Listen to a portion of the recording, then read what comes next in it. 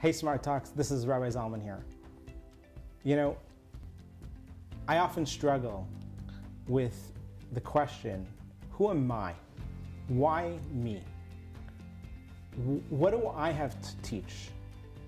Where is my knowledge? What can I share? How can I share it? Maybe somebody else with more knowledge, with more understanding, would be more effective, would be a better teacher. And, you know, when it comes to doing these Smart Talks, you know, do I actually have wisdom? Do I have the knowledge to impart something meaningful and inspirational for you? I have an answer to that. Can I answer? Can I butt in, Rabbi? Sure, go for it. First of all, that was very, very authentic and very genuine. Look, I choose to study with you because, and it's not just a logical decision of like, well, he's the most learned, he's got the longest white beard, everybody says he's the best. Like, all that stuff is kind of noise. I think at the end of the day, there's this trust that as a student I have, and I think as just content consumers we all have, that things align and paths cross for a reason. So you kind of go, this book has landed on my desk, or this teaching is in front of me for a reason, or this TED Talk was, sent to me, shared with me, so why not? And then once you kind of get past the serendipity, or let me open it and engage, then you got to kind of check in with yourself and run it through your own discernment. And that's been the biggest lesson for me, is there are so many people teaching so many different things, and it's hard, especially in this digital age, to be able to discern what's true, what feels right, and what is for you right now in this moment. So I think the question that you're asking is very genuine. I think it's also very humble for a teacher to also question whether they're the best. Hopefully pushes them to learn and become better. And I think both of us asking this question of like, who are we to create a show about things that we call smart and that we're talking about, like that's really lofty, and that can make us feel kind of, self-conscious and also a little bit overly confident. But I think just being with that question for me is important, and I slowly get the answer. Like I will say with you, I came to you last week off cameras.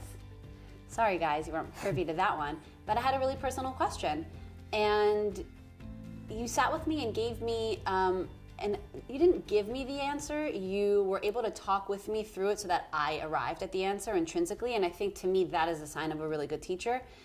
Do you know every single word of every single book in all these shelves? Probably not. Maybe. You probably do, and you're just not going to tell me that you do. No. But like, even if you did or you don't, whatever, that doesn't matter. To me, a real teacher shows up in so many different parts of life. I've been taught by the children I babysit simply because I've been open to receiving a message from them. So I think on one side, it's really honest because you're going to want to continue to keep learning and becoming a better teacher.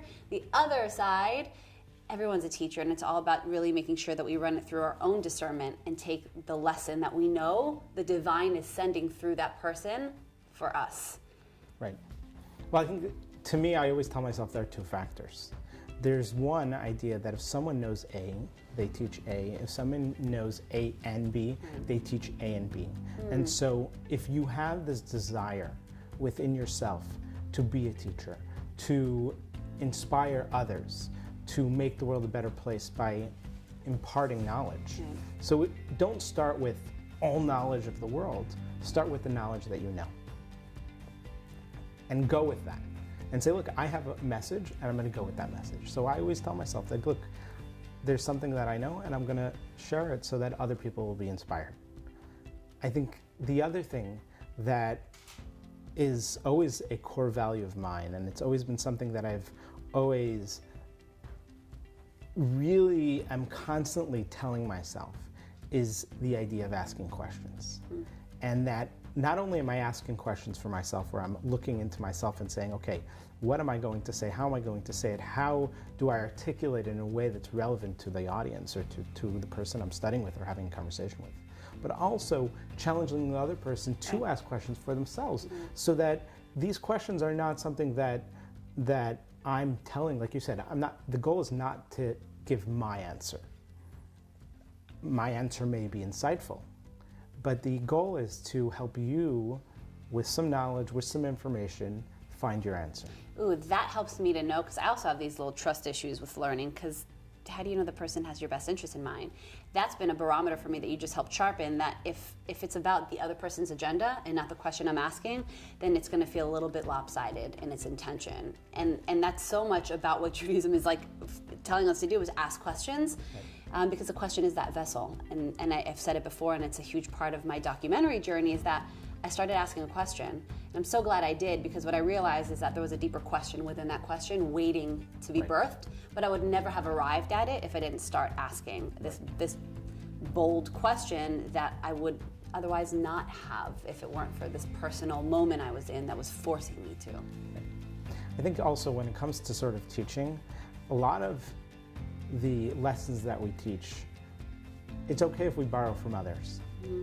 You know, the rabbis in the Talmud will always say that it is really, really beneficial when you quote someone and you give credit to the person who you're sharing something with. Why? Right, why is that? It's not just that, okay, we want to put a byline, or we want to have, associate with that influencer, or that great person who's like really cool, so we want to like or it's just quote ethical that person. To cite your sources like you're taught to do in class, right? And it is ethical to quote it, but I think there's a greater lesson, which is that we're tapping into that person, tapping into their wisdom, tapping into a generation, a person that, whether it's more knowledgeable than us or even less, but that there was one moment where that person got that wisdom and that insight. And that is a very high and very special place. And so when we quote that person, we're not just going into our own abilities, our own knowledge, but we're saying that we're taking and teaching something that is even greater than us, and coming in with the humility that person, it was his idea or her idea, and we're going to learn from it.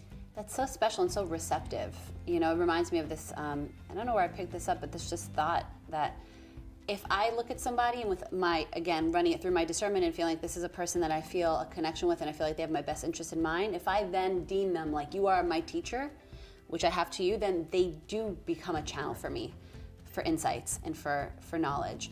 And that doesn't have to be the most learned teacher either, but just that level of trust and a connection and a vision and an honest intention that connects the two, like really does almost activate this download ability they get for you, which is cool. And it's also a responsibility that we all have to really, again, check what we're consuming, especially on social media, especially with each other. There's a lot of really pretty faces and a lot of really exuberant and charismatic speakers, which is wonderful. But just again, to feel if something feels off, probably is. Be careful. Yeah.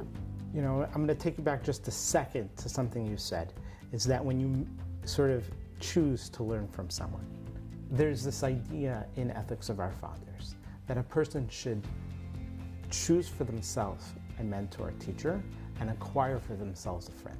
Okay.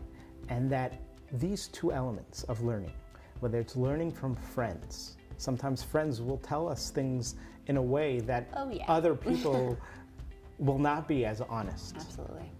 But also, when, like you said, when we choose for ourselves a mentor, a teacher, that we're going to take them and trust them, and that if we're asking for advice in a specific situation, that we're going to actually do it. And we're not just going to go shop for ideas, but that trust, that mutual trust that you have is something that's powerful, that you'll try it. And if you succeed, great. If you don't succeed, you learn from that experience. But making for yourself and choosing for yourself a friend and a mentor is powerful. And that trust is something that is empowering both for the student and also for the mentor. Totally. And I think that that's really the message that I'm going to tell myself, that as I continue with this journey with you all, that I will learn from you and hopefully you'll learn from me. And as we grow together and we learn from each other, that we will all make a positive impact in the world around us.